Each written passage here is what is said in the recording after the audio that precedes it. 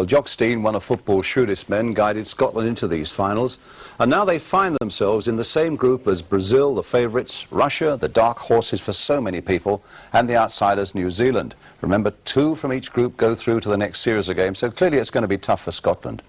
Well, Scotland are based in the south, and they play their matches in Malaga and Seville, and their matches are all night games, kicking off at 8 o'clock our time. And Scotland, in fact, completed their preparations in Portugal with a match last night against the club side Torralta. And they certainly found some impressive scoring form. John Helm is the commentator. Hartford's through ball for Jordan. This could be dangerous. Jordan couldn't quite turn on it, but does get the cross in. And surely now Alan Brazil must surely get the first goal. He's tricking them, and he went this way, he went that way. And Alan Brazil gives Scotland the lead. Gray, better build up now as Sturrock comes into the action and moves inside very sweetly and will surely try one. Good effort in Brazil, in for number 3, Alan Brazil. Robertson's corner, getting to the near post. Out to George Burley. Thought he might have had a crack. Oh, and that must be a penalty kick.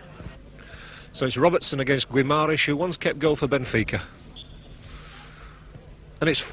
oh, well, it's 4-0 via one post and then the other. Again, Sturrock's speed carrying into a good position.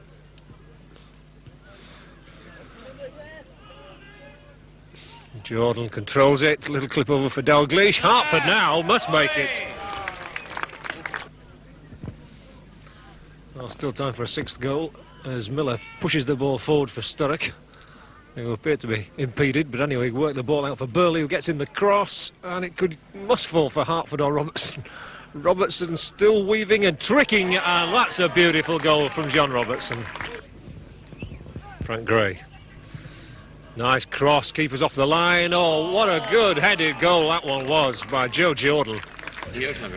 Well, Jock, that's it in terms of match preparation. How pleased are you now going into the World Cup? We're quite pleased. We've had a good week here. We've got settled down. Most of the players have got over the hard season they've had. We've had a couple of good nights training, and we've had 2 good games which have helped them very much indeed. Was that a worry, the fact that these players have gone through a very strenuous year, haven't they, that 1 or 2 of them might have been a bit jaded? Well, that was the important thing. They've all had a hard season, most of them, because they've been with clubs that have been playing right up to the last minute and cup finals and one thing and another. So they've been playing for the prizes with a club at the end of the season. They've had no rest at all, and they've needed a bit of rest here. That's been ideal. We've had good headquarters here, and we've had good training facilities, and the local team have been very good. They've laid on 2 games for us, and everyone's had a match. So we move on to Spain now, quite well prepared for our first game. Well, indeed, the Scottish team flew from the Algarve to southern Spain early today, and there to meet them when they arrived was our reporter, Alan Taylor. And it's here, Brian, at this magnificent leisure headquarters here at Sotogrande that Scotland will stay. In the last World Cup final, some of the Scotland players described their training headquarters at Alta Gracia as nothing more than a prison camp. Lou Macari in particular was very outspoken. He was banned by the SFA and has never played for Scotland since. Well, here, in spite of the intense security we're all having to suffer, the reaction is a little bit different.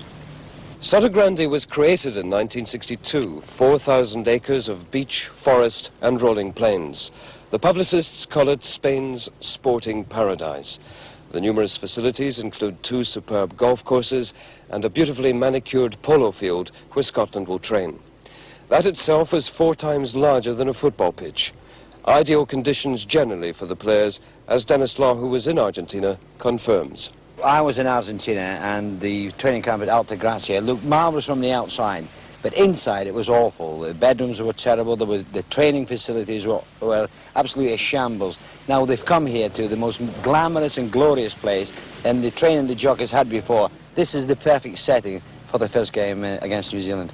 So really they've got everything they need, they want. They should now be able to get on with the business. I don't think there'll be any problem at all. I think everything has been done right by Jock Stein. The facilities are great, the players know what they've got to do, and as you say, they cannot ask for anything else. Everything here is perfect.